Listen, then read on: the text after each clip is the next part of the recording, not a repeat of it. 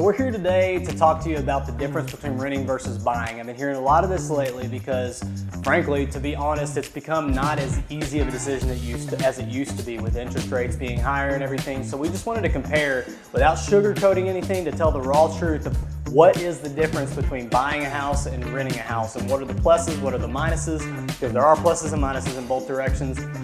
So we're actually sitting in a house right now that is listed at $180,000. This would put your payment on this house at current interest rates at right around $1,200 for principal and interest, which would probably bring you to $1,400, $1,500 a month, including taxes and insurance.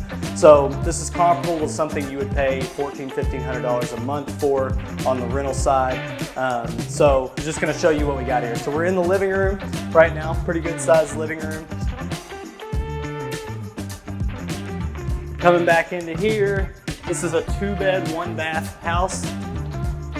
So it's got good size bedrooms in here. This is bedroom number 1. Coming back in, down the hall a little more. You got your bathroom. Good size vanity here, tub, shower combo. So then going back into the kitchen, you got kitchen, gas stove, sink, fridge, all that good stuff. Washer and dryer is here in the kitchen, and then your last bedroom. So that's just a good comparison. Like I said, this would cost you, if you were to buy this house right now with no money down, you'd be looking at somewhere around $1,400 to $1,500 per month for this. So we just wanted to compare that to, okay, well, what can you get for that same price in an apartment? So we're going to take you there next and check out some apartments in that range. So before we take you over to some apartments to show you, we just wanted to show you what are some of the perks of buying your own home. Well, one of the big perks is, as opposed to living in an apartment, you're gonna have a yard, more than likely. You're gonna have a place to do the things you wanna do, to entertain. Nobody can tell you who can be there, what time, anything like that, so it's yours. So that would be a big perk of owning your own home. But I did tell you, we're not just gonna stick with the perks. I mean, there are some downsides to owning your own home too. When you own the home, you're responsible for the maintenance of that property. So I mean, this place has a roof, it has a furnace, it has an air conditioner, has a foundation, all things that could over time go bad. So those expenses are gonna be on you. So that's one of the downsides of owning a home. But let's go over and check out the apartment. We'll see the other side of that. So we're here at Stonebridge Apartments here in Jeffersonville, Indiana. This is on 10th Street, right across from the Chick-fil-A.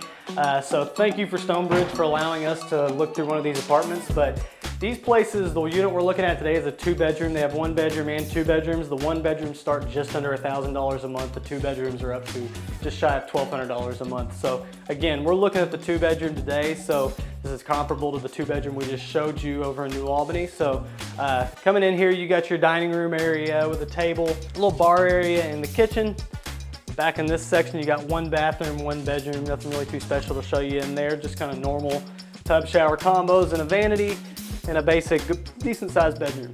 So coming back in here, this is your living area. This has been nicely staged. This is their model unit. So living area, you got master bedroom and master bath. So the master bath is actually a really nice touch here. The last one we looked at was just a 2-bed, 1 bath, so there was no master bathroom.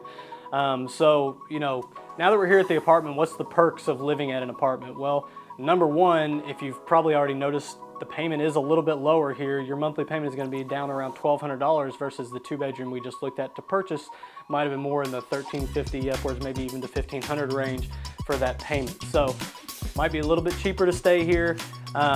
So the other big perk we mentioned before was the maintenance isn't on you. I mean, that doesn't mean you can just destroy stuff and get it fixed for free, but it does mean if there's any leaks or anything that goes on like that, that's going to be handled by the apartment complex.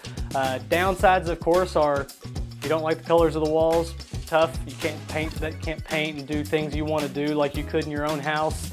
So just all things to consider, but all things considered, I think this is a great place.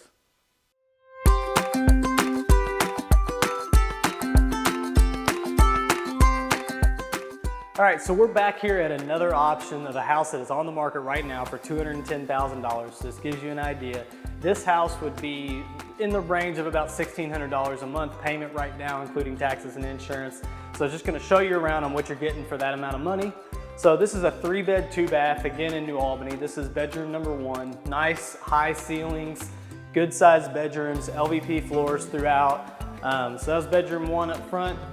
Bedroom 2 here, this is the master bedroom, and it does have a master bath in it. Though it's a small master bath, it does have a master bathroom. Coming in here to the kitchen, all new stainless appliances, fairly good looking cabinets and countertops. Second bathroom here that is also the laundry room, so decent sized vanity, tub, shower combo. And then here's your third bathroom back here. So pretty basic house, but this is what you can expect to get for about $1,600. Right now, with interest rates being where they are, is it true that rent is not going to be that much more expensive or much cheaper than a payment on a house?